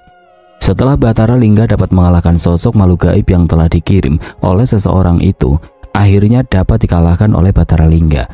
Walaupun sosok Batara Lingga sendiri harus kehilangan sebagian kekuatannya karena pertempuran gaib tersebut. Kau terlalu serakah. Sebagai manusia hatimu telah dibutakan oleh harta, sehingga kau lupa jika masih ada langit di atas langit, Basuki. Ujar sosok Batara Lingga yang berdiri menatap tajam ke arah sukma Basuki yang terlihat lemah itu. Seharusnya kau terus mengasah kemampuanmu dengan terus mempelajari isi kitab Batara Wora itu, agar tidak ada makhluk gaib yang dapat melukaimu dengan mudah, karena kau mampu melindungi dirimu dan juga keluargamu. Maafkan aku Tuhan, yang aku inginkan hanyalah harta. Bagiku ilmu-ilmu itu tidak ada gunanya, tapi kini aku sadar jika banyak orang yang memiliki ilmu-ilmu semacam itu dan dapat membahayakan diriku sendiri. Balas Basuki yang menyesali apa yang telah dilakukannya itu. Perlu kau ketahui Basuki, jika di dalam kitab Batara Wora itu ada 3 jenis ilmu dengan 3 tingkatan berbeda. Saat ini kau hanya menguasai ilmu jagat nyoto pada tingkat tertinggi, sehingga kau dapat berkomunikasi langsung denganku, dan aku pun dapat memberikan harta dengan tumbal-tumbal yang kau berikan. Masih ada 2 ilmu yang sama sekali belum kau pelajari, yaitu ilmu jagat madya dan jagat arcapada. Kau baru menguasai ilmu jagat nyoto, atau yang disebut juga dengan jagat mayapada. Ibu Batara Lingga menjelaskan. Baik Tuhan, terima kasih. Aku akan kembali mempelajari kitab Batara Wora itu Tuhan, ujar Basuki dengan penuh keyakinan. Setelah mengatakan hal itu, tubuh Basuki pun terasa melayang dan terbang meninggalkan tempat dia bisa bertemu dengan sosok Batara Lingga. Dan sekejap kemudian, Basuki pun terbangun dari tidurnya dengan tubuh penuh luka dan berada di sebuah ruangan yang sangat terang. Ya, Basuki yang kala itu diduga mengalami perampokan yang menyebabkan luka di sekujur tubuhnya ditemukan oleh keluarga istrinya yang akan menyampaikan kabar duka kepadanya. Tepat di saat Basuki didatangi sosok makhluk gaib yang tiba-tiba menyerangnya waktu itu, saudara dari istrinya tersebut datang dan menemukan Basuki yang sudah terkapar tidak berdaya. Sementara itu di saat yang sama istri Basuki dan juga anaknya pun meninggal dunia akibat kecelakaan parah yang mereka alami kala itu. Setelah kembali mengalami keterpurukan dalam hidupnya, Basuki pun baru menyadari jika harta yang didapatnya saat itu tidaklah berarti tanpa orang-orang yang disayanginya. Rasa penyesalan pun terus menghantuinya hingga membuat kehidupan Basuki semakin terpuruk. Di saat itulah Basuki kembali didatangi sosok makhluk gaib yang berbeda dari yang sebelumnya. Saat itu Basuki yang sebenarnya memiliki mata batin yang tajam karena telah menguasai ilmu jagat nyoto, didatangi sosok lelaki bertubuh tegap yang mengaku bernama Jalma Wora. Sosok makhluk gaib tersebut menyarankan Basuki untuk mempelajari lagi ilmu-ilmu yang ada di dalam kitab Batara Wora itu, untuk membalas dendam kepada orang yang telah membuat keluarganya pergi untuk selamanya itu. Kecerobohanmu waktu itu harus mendapatkan hukuman berat, Le, karena ada seseorang yang tahu jika kau mencari pesugihan dengan tumbal seseorang yang melakukan jual beli kepadamu, ujar sosok Jalma Wora yang membuat Basuki diam 1000 bahasa. Meratapi nasib pun tidak akan mengembalikan apa yang telah pergi dari sisimu. Pilihan yang tepat adalah membalaskan kematian dari orang-orang yang kau sayangi itu, Le, imbu sosok Jalma Wora. Lalu apa yang harus aku lakukan saat ini Tuhan? Tanya Basuki yang hampir menangis saat itu. Panggil saja namaku Ki Jalma Wora. Aku bukan tuanmu, tapi aku akan menjadi teman yang melindungimu jika kau mampu menguasai ilmu-ilmu dalam kitab Batara Wora itu, Le. Balas sosok Jalma Wora yang langsung pergi meninggalkan Basuki sendiri. Setelah terbangun dari tidurnya, Basuki pun terus memikirkan apa yang telah diucapkan oleh sosok Jalma Wora tadi. Dan demi menyudahi kesedihannya serta untuk membalaskan dendam atas kematian keluarganya, Basuki pun akhirnya memutuskan kembali ke desa Majawana untuk memperdalam ilmu-ilmu yang terdapat dalam kitab Batara Wora. Dengan banyaknya harta yang kini dimilikinya itu, Basuki pun meninggalkan rumah mewahnya dan memilih untuk membangun rumah tua peninggalan kakeknya yang juga menjadi kuburan dari Tarto, sahabatnya yang telah dia habisi sendiri untuk dapat menyempurnakan ilmu jagat nyoto. Masalah baru pun datang ketika Basuki sampai di desa Majawana. Kala itu istri dan keluarga Tarto serta beberapa warga desa lainnya mendatangi rumah tua yang sudah ditinggalkannya selama beberapa bulan lamanya. Istri dan keluarga Tarto pun menanyakan keberadaan Tarto yang pergi entah kemana bersamaan dengan kepergian Basuki. Tapi dengan sandiwara yang terlihat sangat baik dan dengan uang yang dimilikinya, akhirnya Basuki pun bergila jika saat itu pergi bersama Tarto dan sempat bekerja di tempat yang sama dengannya. Tapi karena merasa penghasilannya sangat kecil, Tarto pun memilih bekerja di sebuah kapal luar negeri dan menitipkan uang untuk diberikan kepada istri dan anaknya. Walau sempat meragukan apa yang diceritakan oleh Basuki, tapi akhirnya istri dari Tarto yang bernama Sumiayu pun mempercayai apa yang telah diceritakan oleh Basuki dan mengambil sejumlah uang yang dititipkan Tarto untuk keluarganya. Setelah dapat menyelesaikan sedikit permasalahan yang terjadi di rumah tua itu, Basuki pun mulai mencari orang untuk membangun ulang rumah tersebut. Beberapa orang yang mau ikut bekerja membangun rumah milik Basuki itu pun mendapatkan bayaran yang sangat besar, karena Basuki juga menyimpan sebuah rahasia besar di rumah itu. Maka dia sendirilah yang terus mengawasi jalannya pembangunan rumah di ujung desa yang sudah lama terbengkalai itu. Sambil memperbaiki rumah tua peninggalan kakeknya itu, Basuki pun mulai kembali mempelajari kitab Batara Wora di sebuah ruangan yang memang sengaja dibuatnya terlebih dulu karena tidak ingin rahasianya terbongkar. Dengan kecerdikannya, Basuki pun meminta orang-orang yang bekerja dengannya untuk lebih dahulu membuat sebuah ruangan kecil di tempat jasad Tarto dikuburkan. Dan di ruangan itulah Basuki terus membaca dan memahami isi kitab Batara Wora yang tertulis dengan aksara Jawa. 1 bulan kemudian, di tengah-tengah pembangunan rumahnya, Basuki kembali didatangi Sumiayu, istri dari Tarto. Sumiayu datang bersama seorang lelaki berusia sekitar 35 tahunan dan memiliki postur tubuh tinggi dan berbadan tegap serta memiliki 2 lengan besar dan berotot. Lelaki yang sangat berkarisma dan terlihat berwibawa itu adalah sosok Sudiro, yang merupakan suami dari sahabat Sumiayu yang bernama Srikanti. Tidak seperti biasanya, kedatangan Sudiro kala itu sungguh membuat Basuki merasa ketakutan. Walau Sudiro tidak melakukan apapun padanya, kedatangan Sudiro bersama Sumiayu kala itu hanya ingin menanyakan di mana tempat Basuki tinggal bersama Tarto sewaktu di kota. Karena Sudiro yang juga pernah tinggal di kota itu memiliki beberapa orang teman yang mungkin tahu tentang alamat tempat tinggal mereka. Kau tidak perlu gugup di depan orang itu, karena hal itu akan membuatnya curiga. Bersikaplah seperti biasanya. Aku akan berusaha menyembunyikan semua rahasiamu di tempat ini dengan ajian panglabur arang, bisik sosok Jalma Wora yang sudah dapat berkomunikasi langsung dengan Basuki melalui telepatinya.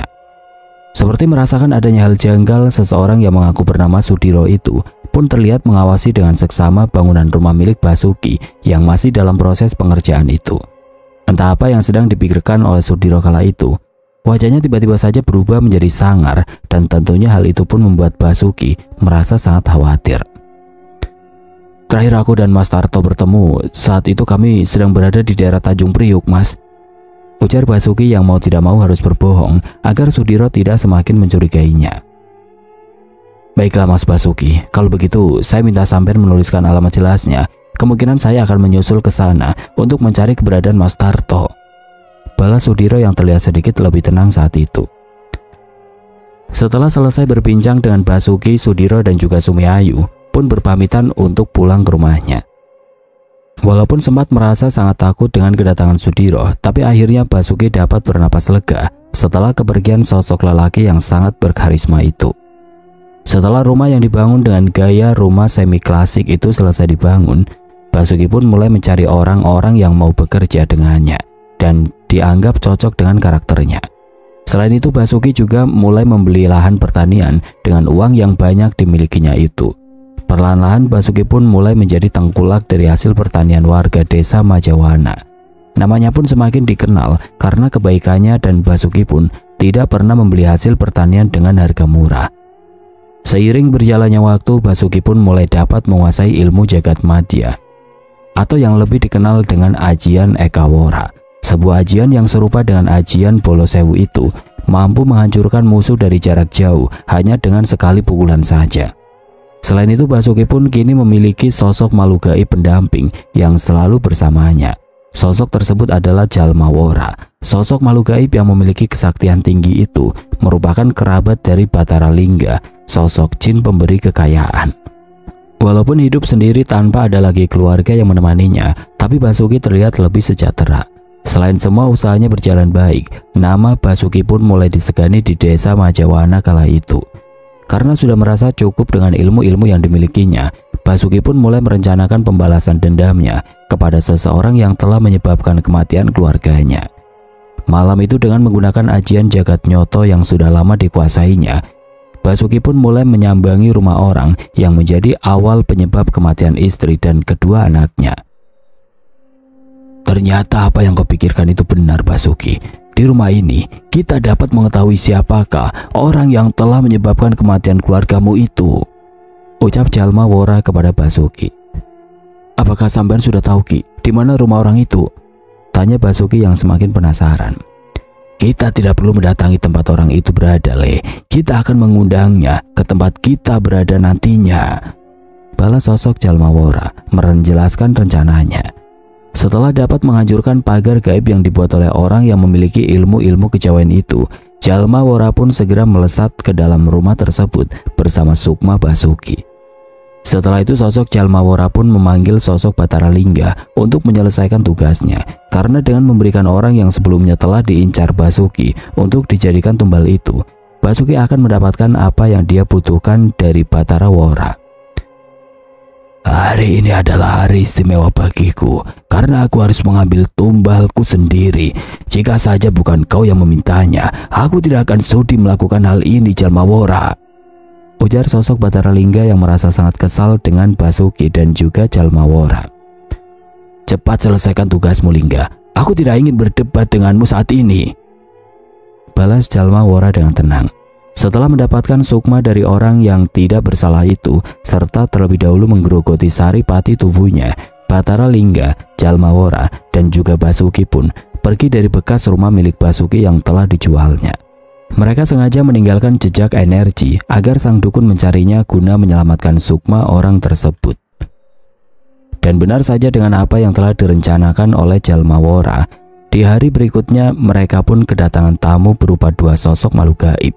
Tamu yang mendatangi rumah Basuki itu adalah sosok jin yang pernah menghajar Basuki hingga dia sekarat dulu, dan juga orang yang pernah ditemuinya ketika melakukan penjualan rumah miliknya dulu, yaitu orang yang mengenakan surjan hitam dan juga belangkon khas Jogja itu. Tanpa banyak bicara, pertempuran gaib pun terjadi dengan hebatnya. Bola-bola api berterbangan dan saling berbenturan satu sama lain hingga menyebabkan datangnya angin yang besar di dunia nyata.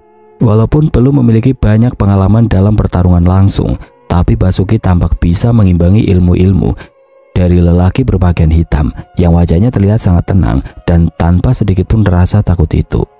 Semakin lama pertempuran gaib antara Basuki yang berhadapan dengan sang dukun dan Jalmawora berhadapan dengan sosok makhluk berkepala kambing itu berubah menjadi perang gaib yang cukup besar.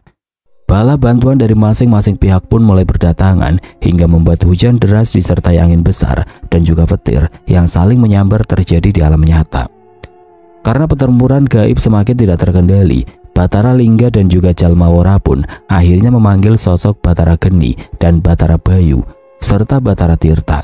Tiga sosok makhluk gaib yang memiliki kesaktian tinggi itu pun muncul dan langsung menghabisi lawan-lawannya dengan sangat cepat. Sementara ketiga Bathara itu mengamuk dan membabi buta, Bathara Lingga dan Jalmawora dengan cerdiknya menyingkir dari pertempuran dan memilih terus mengawasi musuh-musuh utamanya yang ternyata memiliki kesaktian yang cukup tinggi. Namun walaupun kesaktian mereka cukup tinggi, tapi pada akhirnya mereka pun menyerah di tangan tiga Bathara, yaitu Bathara Geni, Bathara Bayu, dan juga Bathara Tirta, yang wujudnya telah berubah menjadi makhluk-makhluk yang sangat menyeramkan dengan pancaran energi yang sangat besar. Setelah sosok makhluk gaib berkepala kambing itu musnah dan hanya tinggal menyisakan sosok sukma dari sang dukun yang sudah terluka cukup parah itu, tiba-tiba saja Bathara Lingga, Jalmawora, dan Basuki serta ketiga Bathara pun dikejutkan dengan kemunculan makhluk-makhluk gaib dengan kekuatan yang lebih besar dari sebelumnya. Sosok makhluk gaib bertubuh besar dengan 4 tangan yang masing-masing menggenggam senjata, serta 2 sosok makhluk gaib yang wujudnya nyaris serupa, dan 1 makhluk bertubuh manusia yang sangat tegap dengan warna kulitnya merah kehitaman, serta memiliki 2 tanduk di kepalanya itu. Sontak membuat Batara Lingga, Jalma Wora, dan juga Batara Geni, Batara Bayu, dan Batara Tirta Bagya terkejut dengan kedatangan 4 makhluk yang kekuatannya melebihi puluhan makhluk gaib yang telah mereka kalahkan sebelumnya. Seolah tidak peduli dengan siapa yang datang ke tempat itu, Batara Geni, Batara Bayu, dan Batara Tirta pun langsung menyerang 4 sosok makhluk berkekuatan tinggi itu. Pertempuran gaib pun kembali terjadi di sana, tapi bedanya tiba-tiba saja muncul energi berwarna kekuningan yang membentuk kubah besar yang mengelilingi tempat pertempuran itu berlangsung. Mengetahui jika lawan mereka bukanlah makhluk sembarangan, Jalma Wora dan Basuki pun langsung turun ke medan pertempuran menyusul 3 Batara yang sudah beradu ilmu dengan makhluk-makhluk kekuatan besar itu. Dalam pertempuran itu, Basuki pun mulai menggunakan ajian-ajian yang dipelajarinya dari kitab Batara Wora. Hempasan energi berbentuk makhluk-makhluk gaib berwarna merah pun keluar dari pukulan yang dihantamkan Basuki ke arah makhluk bertubuh manusia, namun memiliki kulit merah kehitaman dan sedikit sisik, serta 2 tanduk panjang di kepalanya. Ya, ajian Eka Wora yang mampu mengeluarkan energi banyak dari 1 pukulan itu pun langsung menerjang dan menghantam sosok makhluk tersebut. Setelah itu disusul lagi dengan ajian-ajian lain dari Jalma Wora yang dengan dahsyat melesat ke tubuh lawannya. Tapi beberapa detik kemudian Basuki dan juga Jalma Wora dibuat terkejut ketika ajian-ajian yang mereka lepaskan dan jelas menghantam dengan telak ke tubuh makhluk tersebut tidak memberikan sedikit pun luka di tubuhnya. Dan yang lebih membuat keduanya terkejut adalah munculnya butiran-butiran kecil berwarna merah yang terasa sangat panas. Jalma Wora yang memiliki ajian pelindung pun segera menggunakan ajiannya untuk melindungi dirinya sendiri, tapi tidak untuk Basuki. Butiran-butiran yang sangat kecil dan terasa sangat panas itu pun menyerang tubuhnya dan membuatnya jatuh terpental. Melihat Basuki terkena serangan dari lawannya, Batara Lingga pun tidak tinggal diam. Walaupun makhluk gaib tersebut tidak menyukai pertempuran, tapi sosok makhluk pemberi pesugihan itu tidak ingin Basuki mati dengan mudahnya. Dengan seluruh kemampuannya, Batara Lingga pun membalas serangan dari lawannya dengan mengeluarkan ajian Bayu Kilat yang mampu menyapu butiran-butiran api yang dilesakkan oleh lawannya. Tapi setelah kedua energi itu beradu dan menyisakan hempasan energi yang besar, lawan dari Basuki, Jalma Wora, dan juga Batara Lingga itu malah semakin terlihat kuat. Sosok makhluk mengerikan itu kini menjadi 2 dan terlihat sama persis dengan energi yang sama besar. "Dari mana asalnya makhluk keparat itu, Wora?" ujar Batara Lingga yang mulai menghimpun energinya kembali dan bersiap menyerang lawannya itu. "Aku sendiri tidak yakin, Lingga, tapi dari energinya aku merasa pernah bertemu dengan seseorang yang memiliki energi ini," balas Jalma Wora yang masih bingung dengan siapakah lawannya itu. "Sekarang juga bawa Sukma Basuki kembali ke tubuhnya dan bantu dia mengobati luka dalamnya, Wora," balas Batara Lingga yang mengeluarkan energi besar dari tubuhnya. Tanpa menunggu lagi, Jalma Wora pun langsung melesat ke arah Sukma Basuki dan langsung membawanya pergi dari medan pertempuran. Sementara itu, 1 sosok makhluk berwarna merah kehitaman itu membantu Sukma dari dukun yang mengenakan pakaian serba hitam itu untuk bangkit, lalu membawa menyingkir dari medan pertempuran juga. Di sisi lain, Batara Geni, Batara Bayu, dan Batara Tirta pun masih bertarung dengan sengit.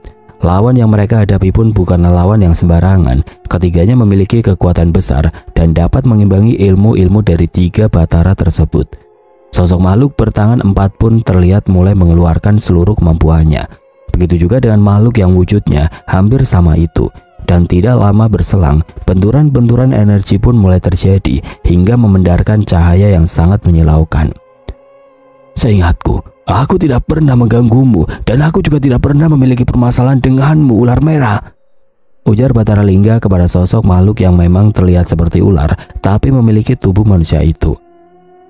"Secara langsung memang tidak pernah jin tua, tapi kau telah menjadikan seseorang yang tidak bersalah untuk menambah kesaktianmu serta kekuatanmu, dan orang itu adalah seorang ayah dan juga seorang suami yang hingga hari ini masih dicari oleh keluarganya," balas sosok makhluk berkulit merah kehitaman itu. "Kalau begitu, baiklah, kita selesaikan saja semua ini," balas Batara Lingga yang langsung melesat dan menyerang lawannya. Dengan kekuatan besar yang dimiliki oleh makhluk berwujud manusia ular dengan kulit merah kehitaman itu, akhirnya sosok Batara Lingga pun tumbang. Ribuan butiran pasir yang berwarna merah membara seperti nyala api itu tidak dapat dihentikannya dengan ajian Bayu Kilat milik Batara Lingga.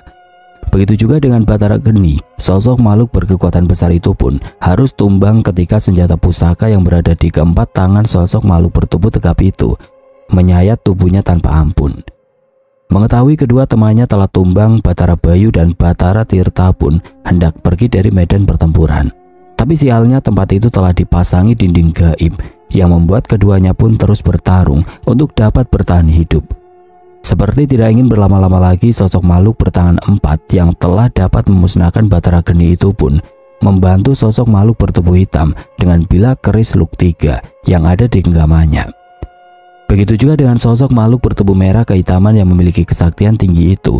Sosok tersebut pun langsung melesatkan butiran-butiran pasir yang sangat panas ke arah Batara Tirta. Karena merasa terancam dengan butiran-butiran pasir yang datang ke arahnya itu, Batara Tirta pun lengah dan harus tumbang ketika keris panjang dari musuh yang menjadi lawannya sedari tadi mampu menembus tubuhnya. Pertempuran gaib pun berakhir setelah tumbangnya Batara Bayu oleh sosok makhluk hitam yang juga menggenggam bilah keris di tangannya yang dibantu oleh sosok makhluk yang memiliki 4 tangan. Suasana pun kembali sunyi dengan menyisakan sosok Jalmawora yang terus berusaha memulihkan Basuki dari luka dalamnya.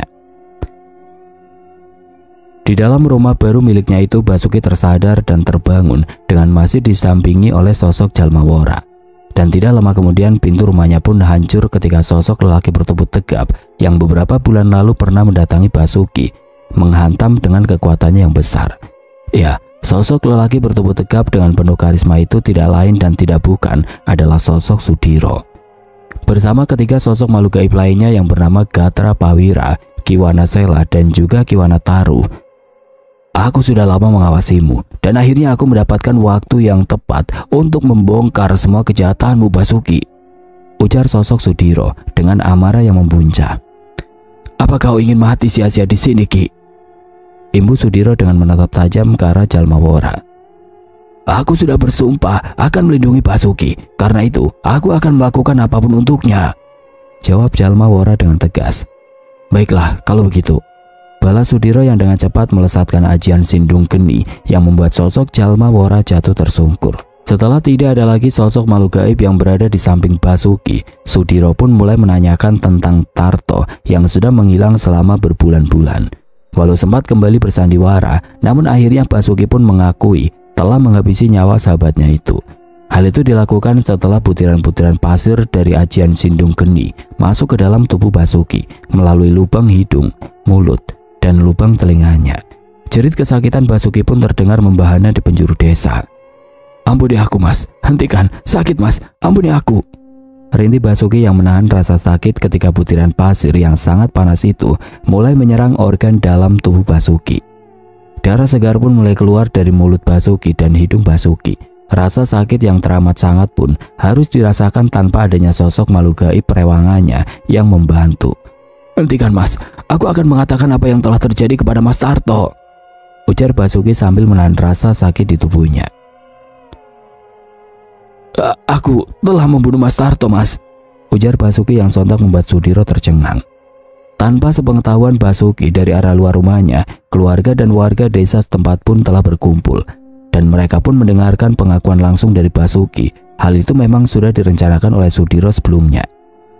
Di saat pertempuran gaib itu usai, sosok Sudiro pun melesat dengan cepat menuju ke rumah Tarto untuk memberitahu keluarganya jika dia menemukan sesuatu di rumah Basuki. Dan hal itu pun terbukti dengan pengakuan langsung dari Basuki sendiri malam itu. Jin perewanganmu memang mampu menyembunyikan semuanya dariku. Tapi aku bukanlah orang yang mudah percaya begitu saja dengan semua kebohonganmu dan juga dengan ilmu-ilmu milik jin perewanganmu itu, Basuki, ujar Sudiro dengan penuh kemarahan. Sekarang, di mana kau kuburkan jasad lelaki baik yang tidak berdosa itu? Di dalam kamar itu, Mas. Orang-orang yang mendengar pengakuan dari Basuki pun sontak ingin menghajar Basuki. Tapi saat itu, Sudiro melarang mereka semua dan meminta mereka untuk pergi ke kota dan melaporkan kasus pembunuhan yang telah dilakukan Basuki kepada Tarto. Sementara itu Sudiro yang sedang disibukkan oleh Basuki merasakan adanya energi dari Jalmawora yang melesat dan masuk ke sebuah tempat. Tanpa pikir panjang lagi, Sudiro pun mencari tempat menghilangnya sosok Jalmawora yang telah terkena ajian Sindung Geni. Kitab Batara Wora, rupanya kau telah mempelajari ilmu-ilmu yang ada di dalam kitab ini, Basuki, seru Sudiro sambil menunjukkan kitab tersebut kepada pemiliknya itu. Sudiro yang merasa sangat kesal dengan terbunuhnya Tarto yang menjadi tumbal itu pun akhirnya membakar kitab Batara Wora dengan ajian Sindung Geni. Walau banyak warga yang melihat aksinya itu, Sudiro tidak lagi peduli karena dia tidak ingin ada orang yang tersesat oleh ilmu hitam yang akan meminta banyak tumbal nyawa manusia itu. Setelah membusuk di penjara, aku akan menghabisimu perlahan dengan ajian Sindung Geni yang sudah masuk ke dalam tubuhmu itu, Basuki. Kau harus merasakan kepedihan yang dirasakan oleh seorang istri yang tiba-tiba ditinggal suaminya. Dan kau harus merasakan sakitnya seorang anak yang kini tidak lagi mempunyai seorang ayah, ujar Sudiro yang sebenarnya ingin sekali menghabisi Basuki malam itu. Setelah pihak kepolisian datang di siang harinya, kasus kematian Tarto pun terungkap. Walaupun merasa sangat sedih, tapi Sumiayu sangat bersyukur karena kini dia tahu apa yang sebenarnya terjadi dengan suaminya itu.